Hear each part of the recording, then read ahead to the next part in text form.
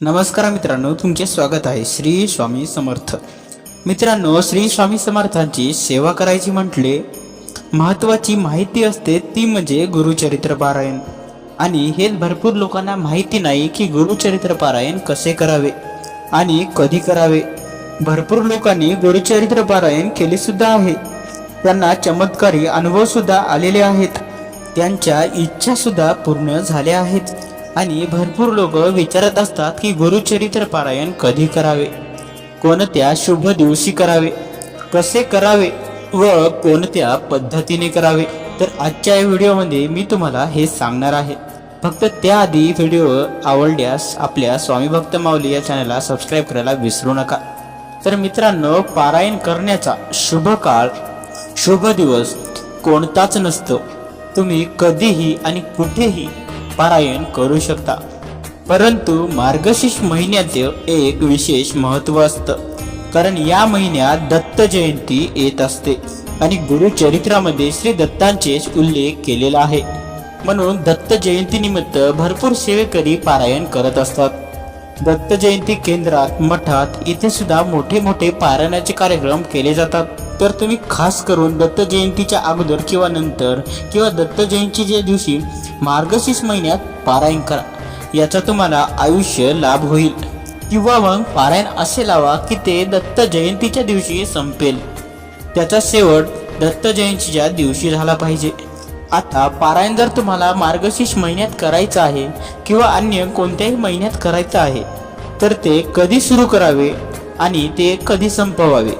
तर मित्रांनो, पारायण कधीही तुम्ही करू शकता, पण विशेष म्हणजे तुम्ही पारायण शनिवारी सुरू करता आणि पुढच्या शनिवारी, येत्या शनिवारी म्हणजे हा शनिवार जाऊन पुढच्या शनिवारी तुम्ही ते संपवावे, म्हणजे उद्यापन करवावे.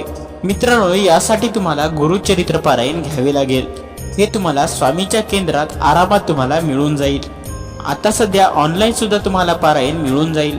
जर तुम्ही पारायण घेतले तर पारायणामध्ये सगळी सविस्तर माहिती तुम्हाला दिलेली आहे. आता हे पारायण 7 दिवस केले जाते आणि 7 दिवसाचे नियम सुद्धा पाळावे लागतात. 7 दिवस एकच भाजी किंवा एकच धान्य खावे लागते.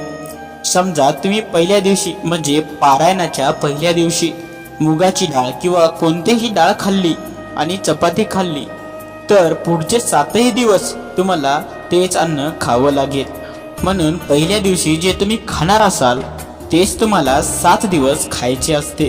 आता ह्यामध्ये एक नियम आहे, तो म्हणजे आपल्या जेवणामध्ये कांदा लसूण नसला पाहिजे. तुमच्या जेवणामध्ये कांदा लसूणचा वापर अजिबात झाला नाही पाहिजे, हे तुम्ही अवश्य लक्षात ठेवा. आता इथे एक प्रश्न येतो, तो म्हणजे की आम्ही उपवास करावा की नाही करावा. तर मित्रांनो, काही लोक दिवसा उपवास करतात आणि रात्रीच्याला जेवण करतात आणि 7ही दिवस रात्री ते जेवण करतात. पण काही लोक दोनही वेळेस जेवण करतात. तुम्ही दुपारीही जेवू शकतात आणि रात्रीही जेवू शकतात, पण तुम्हाला एकच काहीतरी खावं लागेल आणि पुढचे 7ही दिवस दोन्ही टाइम तेच खावं लागेल. तर तुम्ही उपवास करायचा तर करू शकता, नाही करायचा तर नाही करू शकता, हे तुमच्यावर अवलंबून आहे. आता एक नियम असतो, बेडवर किंवा खाटेवर, पलंगावर झोपू नये. चटई सतरंजीवर झोपायला पाहिजे. सात्विक आहारच खायला पाहिजे. घरात कटकटी करू नये, नॉनव्हेज खाऊ नये. तुम्ही घरात पारायण करतात, पण दुसऱ्याने सुद्धा घरात नॉनव्हेज करून खायला नाही पाहिजे. आणि पारायणाची एकच वेळ निश्चित करावी. सकाळी 5 वाजता उठून किंवा संध्याकाळी पारायण तुम्ही करू शकतात. भरपूर लोक सकाळी 4-5 वाजेला उठून पारायण करतात, म्हणजे 7-8 वाजेपर्यंत त्यांचे पारायण वाचून होतात. आता तुम्हाला एका दिवसात किती अध्याय वाचायचे हे तुम्हाला त्या पारायणामध्ये सविस्तर सांगितलेलं आहे, की पहिल्या दिवशी किती आणि दुसऱ्या दिवशी किती. जेव्हा तुम्ही गुरुचरित्र पारायण घेतलं तेव्हा सविस्तर माहिती तुम्हाला त्यामध्येच मिळेल. आता मित्रांनो, तर पारायण एकाच ठिकाणी बसून वाचावे. रोज वेगवेगळी जागा बदलू नये. एकाच ठिकाणी चटई टाकून अगरबत्ती लावून तुम्ही बसावे आणि एक लक्ष देऊन, लक्ष केंद्रित करून पारायण वाचावे. पारायण वाचत असताना आपलं लक्ष दुसरी कोणत्याच गोष्टीत गेलं नाही पाहिजे. पारायण वाचताना आपलं लक्ष फक्त आणि फक्त पारायणाच्या अध्यायावर पाहिजे.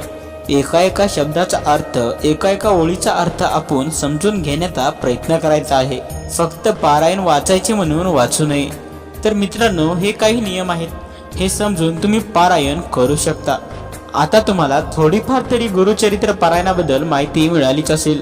गुरुचरित्र पारायण कसे करावे, कधी करावे, तर मित्रांनो नक्कीच मार्गशीर्ष महिन्यामध्ये विशेष, जर तुम्हाला असं कोणत्याही महिन्यामध्ये करायचं असेल तर करू शकता, कोणत्याही दिवशी करू शकता आणि कुठेही करू शकता.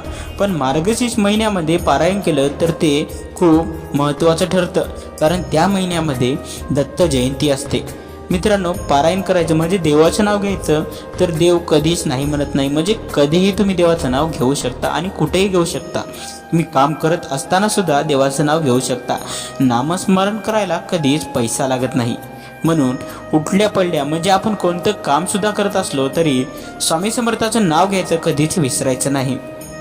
तर मित्रांनो, तुम्हाला कसा वाटला हा व्हिडिओ मला कमेंट करून नक्की सांगा. आणि आपल्या स्वामी भक्त माऊली या चॅनलला सबस्क्राईब करायला विसरू नका. धन्यवाद. श्री स्वामी समर्थ. जय जय स्वामी समर्थ.